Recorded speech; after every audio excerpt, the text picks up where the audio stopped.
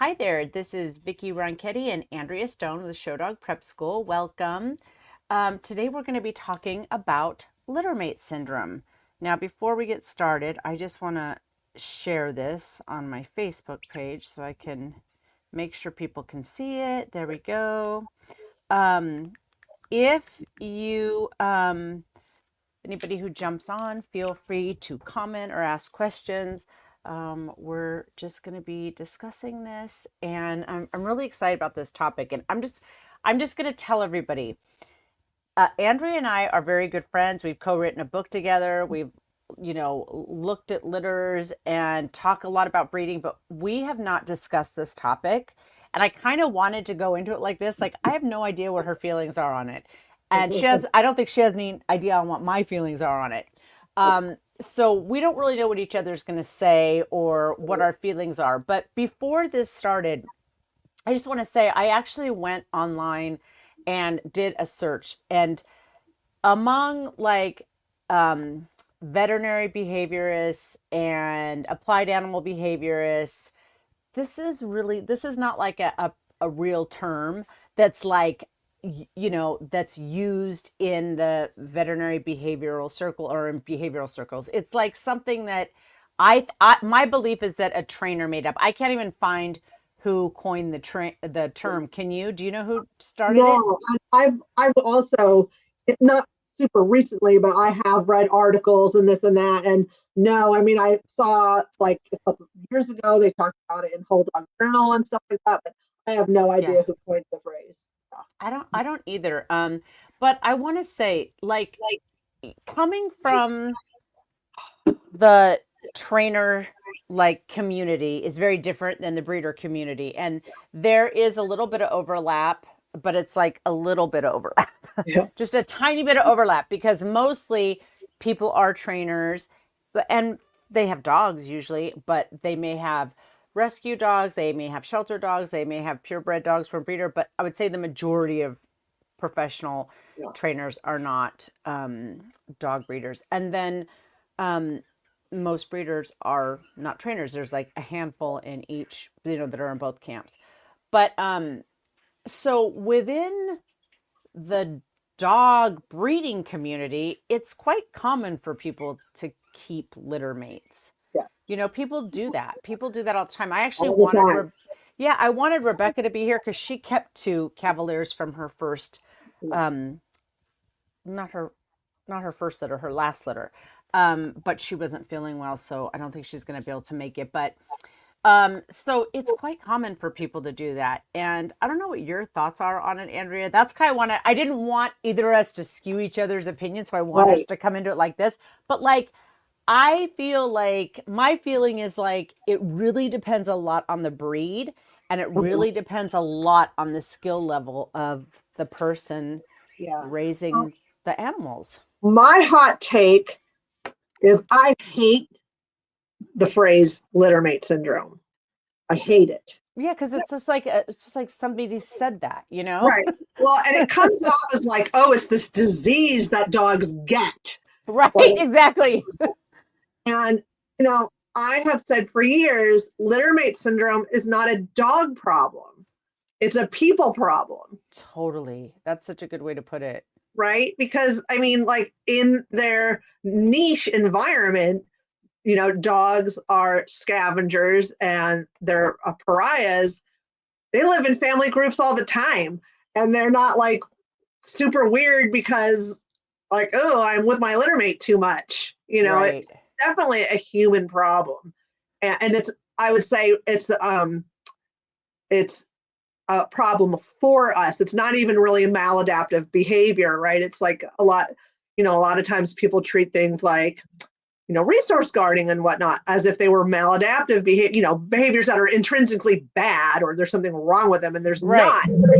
It's a problem for us and the way we want to engage with our dog. But something that exists in that species very Right, normally. Yeah. right. Yeah. But right, like we don't like it because and I'll be the first to say, like, interestingly, part of why I wanted to do this is that I have a litter of puppies, and they're getting ready to go home, and one of the people was like, "Oh my God, could we get the other sister too?" And I Yeah. said, well, I don't usually do that, but let's talk about it. And I Right. talked him out of it. I was like, just like really get to know her. And you haven't had a puppy in a long time. And Yeah. so I think that, like, for me, it's not a super hard no. But interestingly, I know that to the owner of the stud dog, who's bred over 200 champions, has bred a lot of different breeds, it is a hard no for her. So I Yeah. had actually told them I would not do this without her blessing. So I don't Right. think she would be okay with that anyways. Yeah. But I mean, I asked her about that again, and she is just like, she fiercely believes that two same sex animals that are siblings will fight and kill each other at one Yeah. point. Now, I mean, I know Maybe. that not to be true, but but it could, it really Maybe. could. Yeah. Yeah. But also, you know, a mother and daughter can end up doing that. You know Sure. what I Or mean? two unrelated individuals. Yeah, exactly. Exactly. So I don't think, for me, it's like, I don't believe that it's like that, where it's like, Yeah. that's going to happen. But from the trainer standpoint, from that viewpoint, I remember I had clients a long time ago, and they had two Great Dane littermates, and those dogs physically could not be not touching each other. Like, we Yeah. literally had to start training them to just be some And feet so they're not away. touching. Wow. Yeah. And it's like they just had to always be milling around together. And Yeah. I do think that that's where, it's because they weren't trained to be individuals. Right. They weren't, there wasn't anything like that. It was just like, it's them. It's not Right. so and Well, so and so and so. right. That's again why I say littermate syndrome is a human problem, because if we want the dogs to develop so that they can go apart and yada yada, then that's up to us. We have to Right. make it happen. Right. Right. So, like, I also, I've kept littermates 2 times. Is that all? Maybe just 2 times. Wait a Um, second. I totally forgot. I totally forgot that Phaser and Gage, that you yeah. kept litter. Yeah, that's right. The phaser and gauge are littermates, so they're two opposite sex animals. Yes. And then from my first litter, I kept two bitches. Oh, I never didn't know that. Yeah, Brenna and Boo Boo were littermates also. And as a matter of fact, um, when I got my first Basenji, they weren't littermates, but they were only 6 weeks apart in age. I got my first two Basenjis at the same time, opposite sexes. Mm-hmm. Um, and I mean, that could have gone horribly wrong. Right, right. Um, right? But I made a concerted effort, especially with my two bitch puppies and my later littermates, to enroll them in separate classes and take them to different, right? So I made a specific effort to do things with them so that they spent time apart and they learned how to be independent and how they could work with me.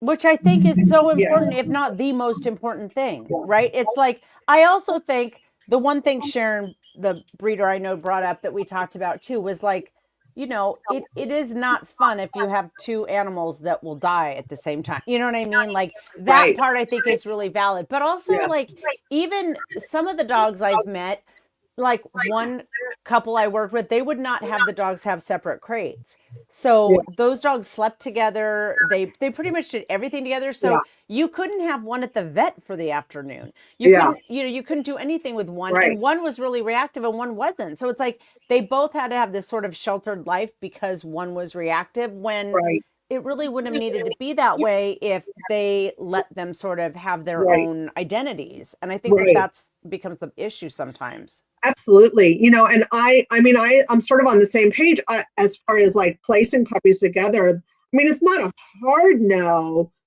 but I would be ex- extremely reluctant to place two puppies at the same time, if only because, you know, it's a lot of work. And I think sometimes people think like, oh, well, if I get two, they'll entertain each other, Right. which, is true if you want them to just like shove them off and not like, and then you end up with the littermate syndrome. Yeah, But yeah, exactly. I mean, I find that having two puppies is like 3 times the work, right? Right. Because now I'm spending, money on two separate puppy classes and we go to different dog shows. Sometimes I entered them at the same one. Sometimes I took them to different ones, right?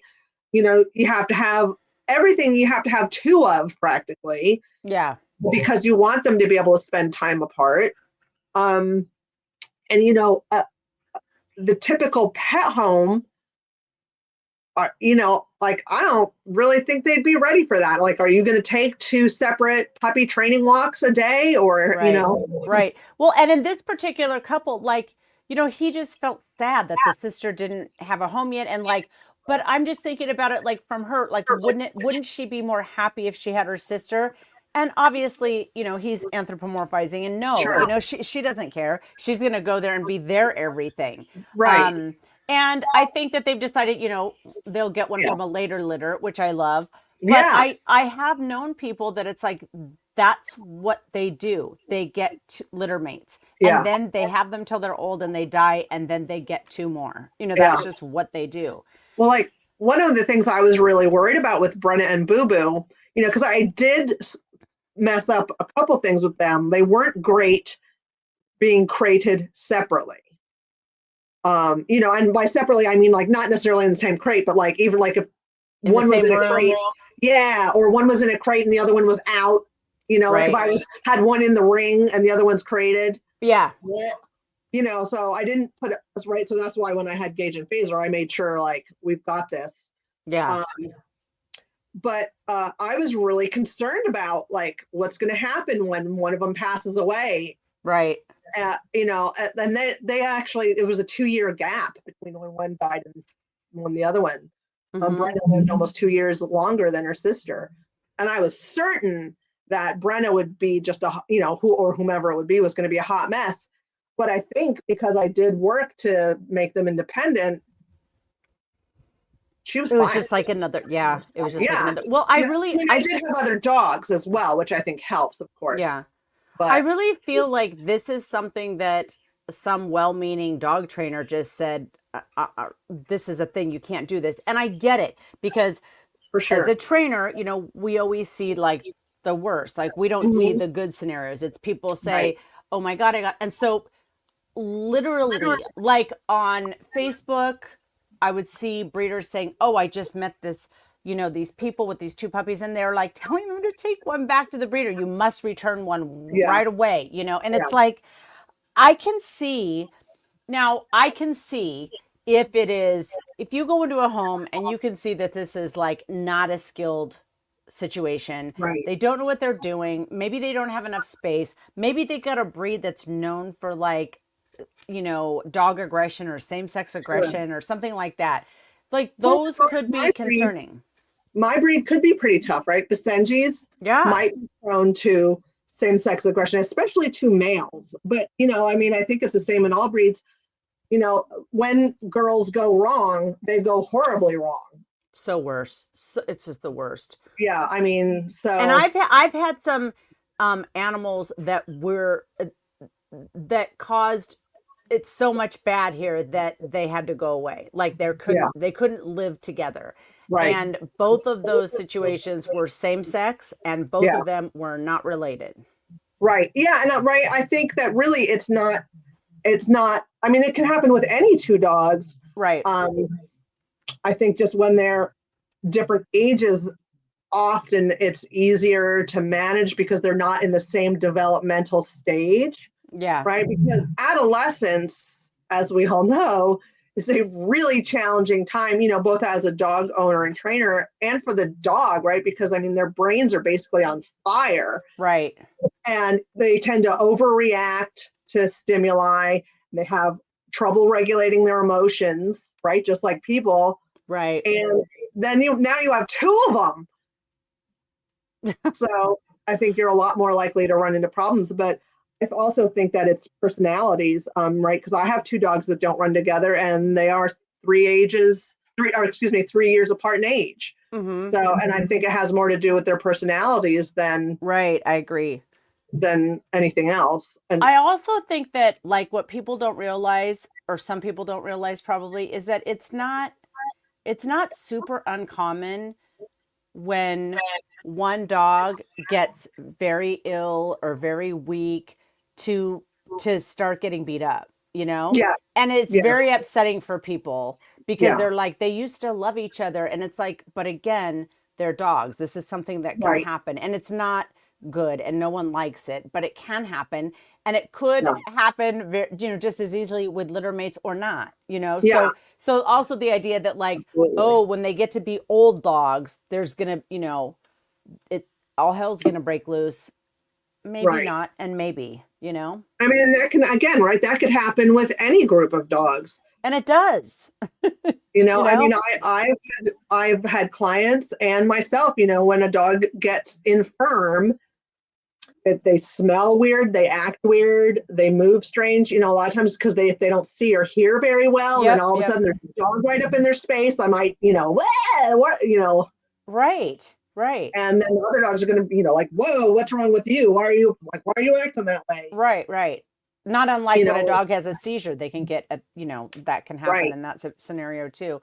And my, Go ahead. I was just going to say, my understanding with seizures is that actually other dogs can, right?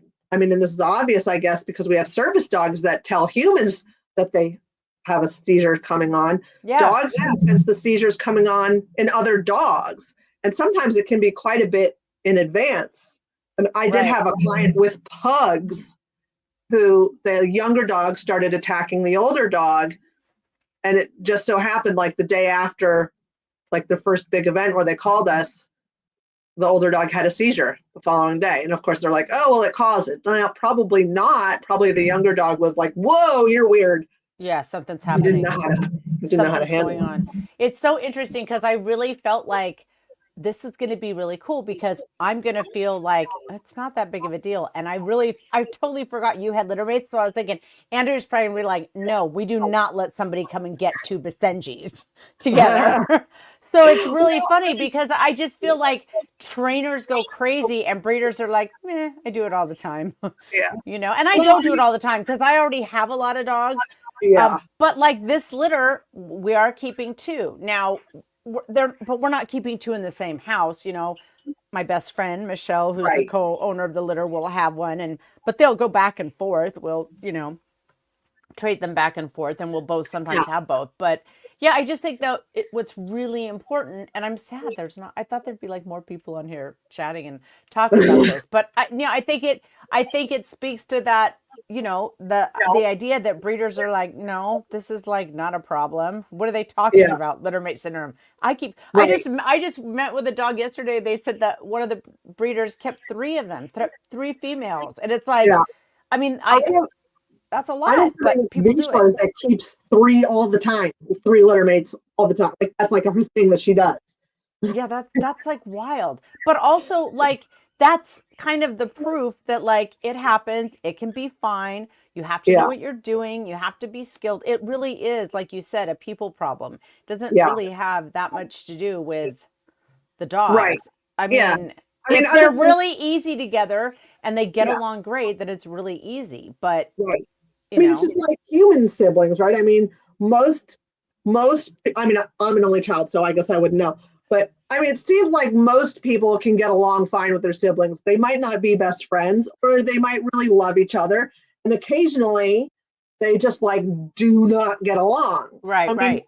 but that again, right? That can happen between anybody. I mean, the difference is we're not plopping them. They're not the same age, and we're so as I said before, like they're not going through the same developmental stages Right. where you could run into problems. But you know uh, and like with my breed, because they are prone to I same sex aggression, it's usually not intra household. Usually it's more directed to like dogs outside the home, but they are prone to it. And it's just a challenging breed. So I would not, like, if a normal person came to me looking for a puppy and I thought, oh, this is a great home for one puppy. Mhm. But most of them, if they had said, oh, well, how about we get two? I would probably say, like, no, Yeah, please don't. exactly.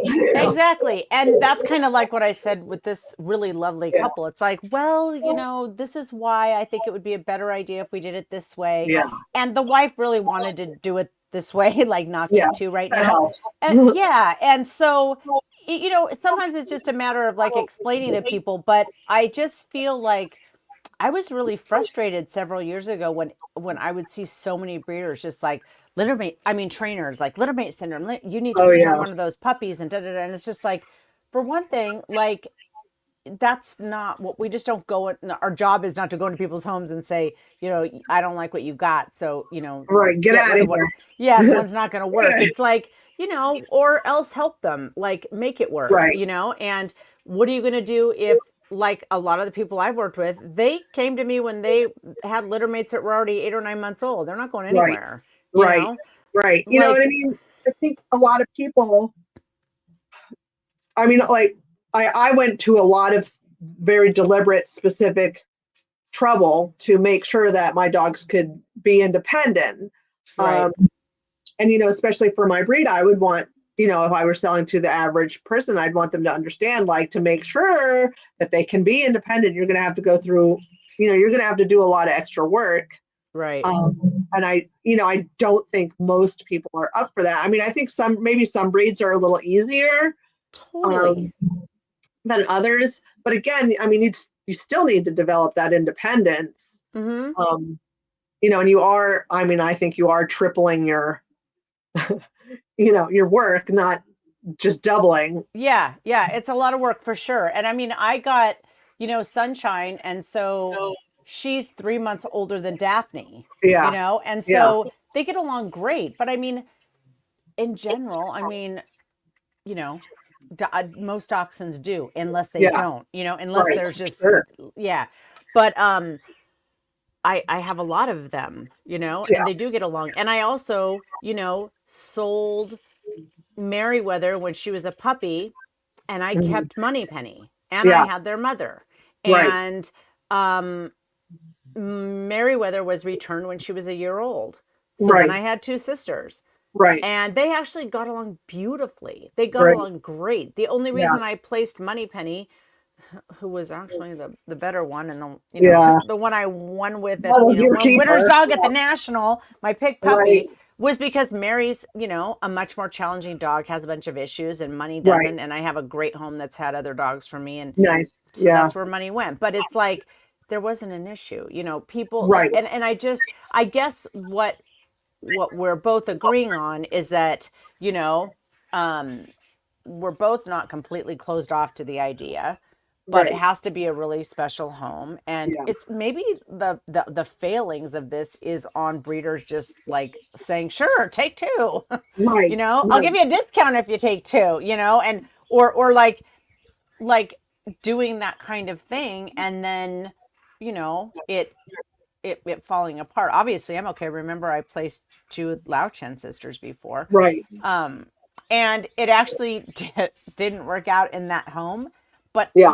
the girls didn't not work out, and they were rehomed together. You know what I mean? Right. Like, Right. so I just think that, like, the takeaway is probably, you know, what's not good is, again, when the dogs don't get to be individuals and they just Right. become them, Right. and Yeah. it's And you always just sort of them.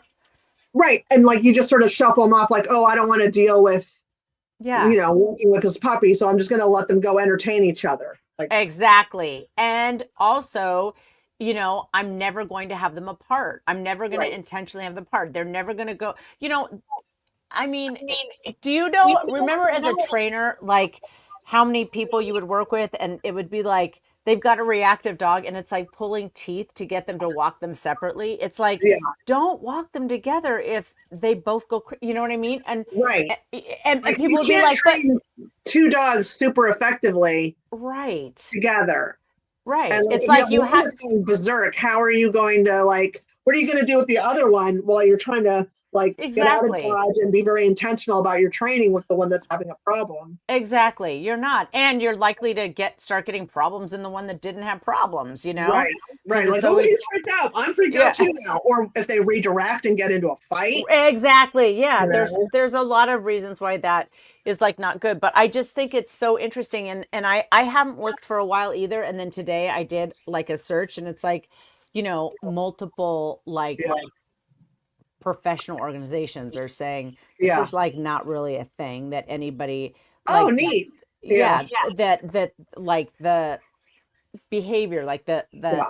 animal behavior community as a whole has said this is a thing. This is like a training thing. This is a Right. management thing. This is a people thing.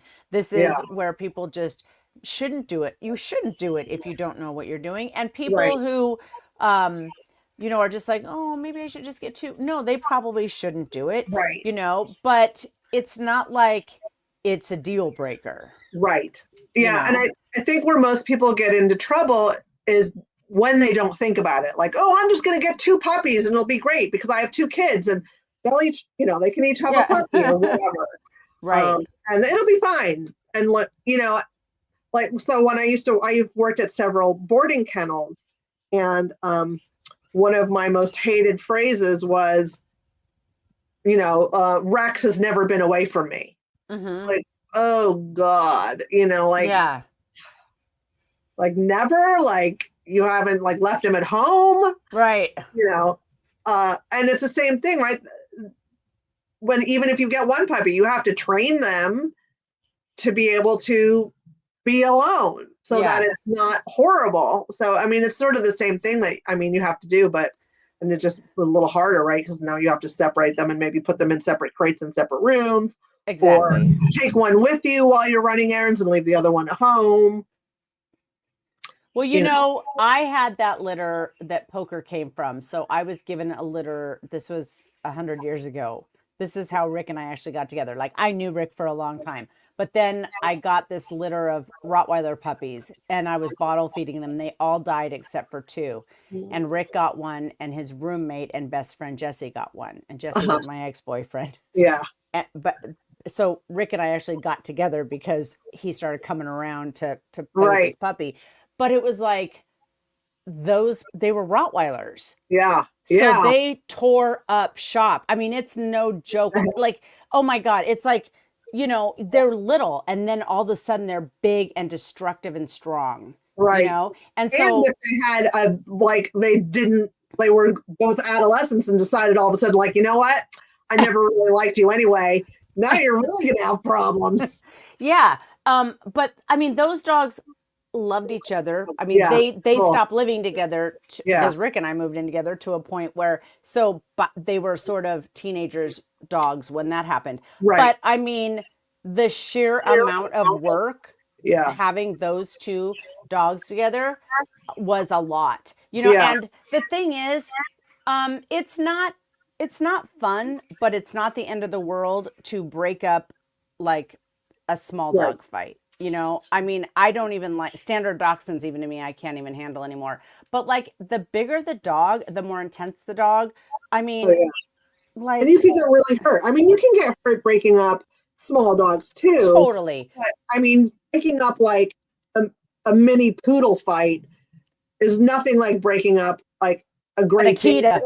Could you Yeah, Could you break up a Great Dane fight? I don't know. I mean, they would be bigger than one of them is bigger than me.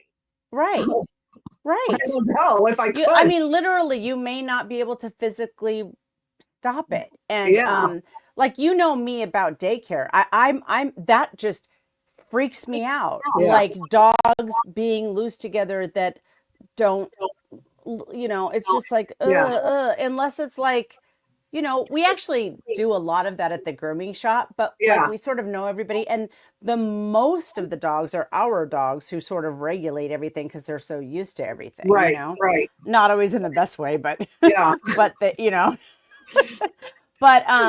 yeah, so I just think it's so interesting how like that came about a few years ago, and it's like a lot of the times because these two worlds are so disconnected, it's like the training community, they don't care about what the breeding community has to say. And a lot of No, times the breeding community, breeders, like you could be the most fanciest, decorated, high level, amazing behavior consultant in the world and get a dog and you could still get treated like you don't know anything. I mean, that right. happens all the time. It's Oh, like, sure. yeah, because I am been mentored by so and so and they know Right. everything about dogs, even though they don't know anything maybe about training or about behavior or about Yeah. nutrition or I've whatever. been in this breed for 50 years, Yeah, so yeah. And I've been doing the wrong thing for the last 50 years. No, but I mean, but like, so there, when this became really popular to complain about among trainers, Yeah. which I'm gonna say I started hearing it maybe 10 or 15 years ago. Is that when Yeah. you, yeah, Yeah. it really Yeah. was I'd say just so. like, hmm, I know all kinds of people who keep litter mates all the time. No big deal. Right. Right. I know. I remember when I first read about that, I was sort of like, "Mm," right, because my first litter I bred in '97. So, I had already had experience raising. I actually, well, and my other dogs, of course, I got in the earlier mid '90s. So, and they were puppies together. So I'd Yeah. already raised two sets of puppies together by that point, and it was just like, I don't know. I mean, I did have clients that got two puppies, and it And was, messed it up, right? yeah, and it was a Yeah. disaster. Um, I you think that's know, where this came from. I mean, obviously right, that's where this came from because right, trainers just started going, we got to, people have got to know they cannot be getting two puppies. This is right, not what we want people to do. right. But I Well, just and wanted to make sure people know this is actually not some actual disease, like you said, or some sort of yeah, thing. It's just like people who are in over their heads and aren't doing it right and don't know what they're right, doing, you right. know? It's a training failure or a husband. I'm not even training. I would say it's a husbandry failure. Yeah, yeah, exactly. Um, you know, and God, I just lost my thought. It was something you had said that I thought was right, and now it just poof disappeared out of my brain. Well, that's because we're over 50 now and it'll come back in a little while. Or 3 a.m. when I'm Yeah. laying in my bed. Yeah. That's right. Yeah. You'll come on here and share a comment once you remember it. But Um, yeah, so yeah, I think it's so interesting. And it blew me away when I started hearing that because I was just yeah. like, God, I Oh, know people who do that's that all the time. what it was. It's like you had said. Trainers are usually seeing the worst cases. When it's Right. working, nobody's calling their trainer. Right. Right. And also, especially, I would say a lot of the R plus training community, they are in rescue. Right. And so they are starting out with, maybe dogs.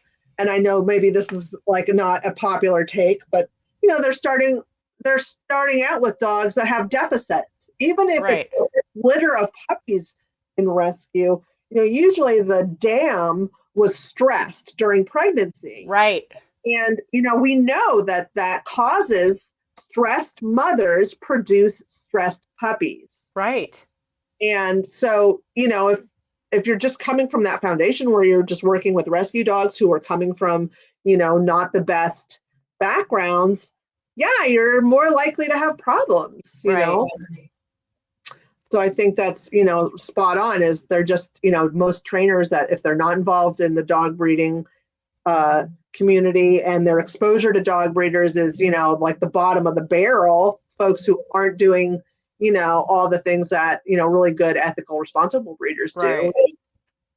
Yeah, I could see where they have that perspective.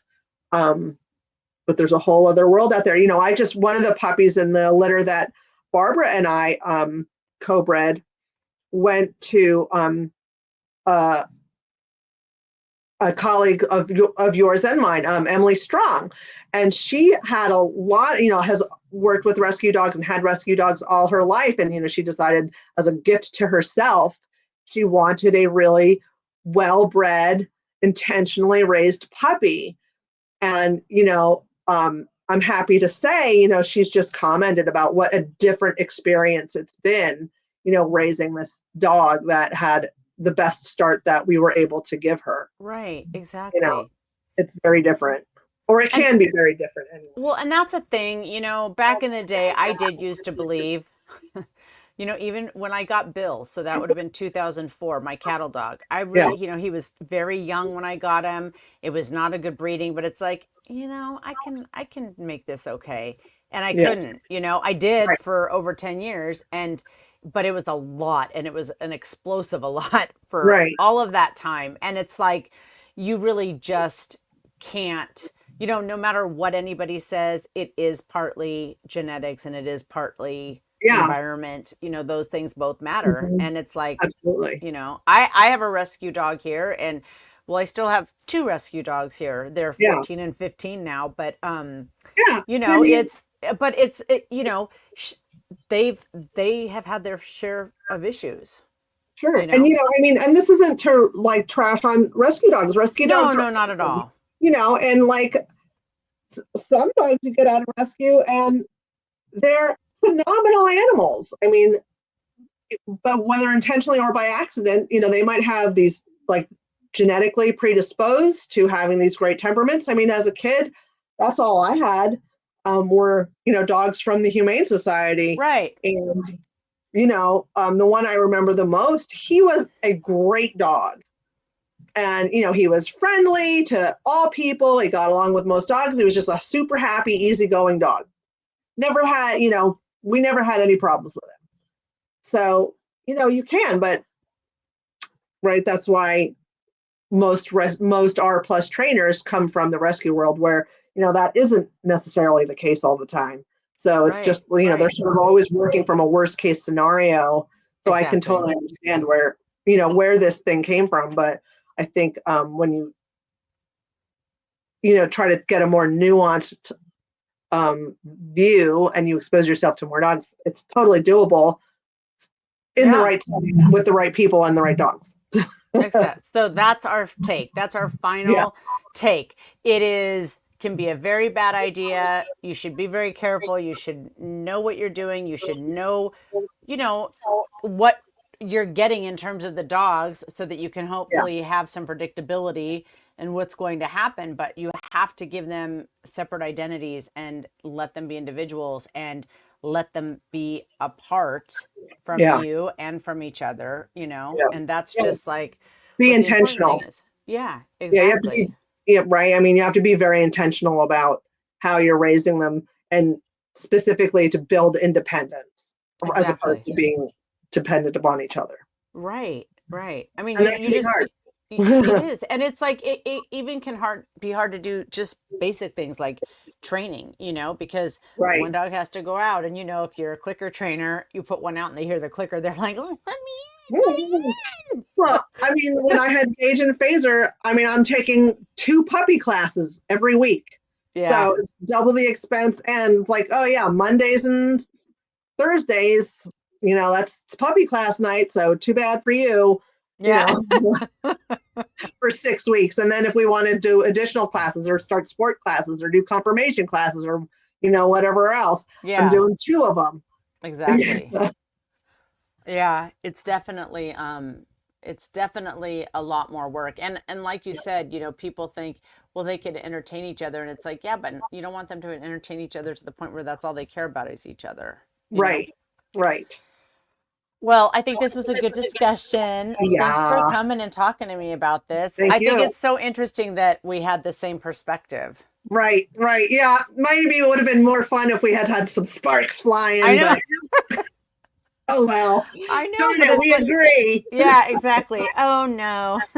All right, you guys, thanks everybody who came to watch. If anybody has any questions or comments after the live is over, just drop them and we'll catch them and respond to you. So I hope everybody has a great night. Andrea, thanks for being here. Thanks for asking. Bye, everybody. Have a great night.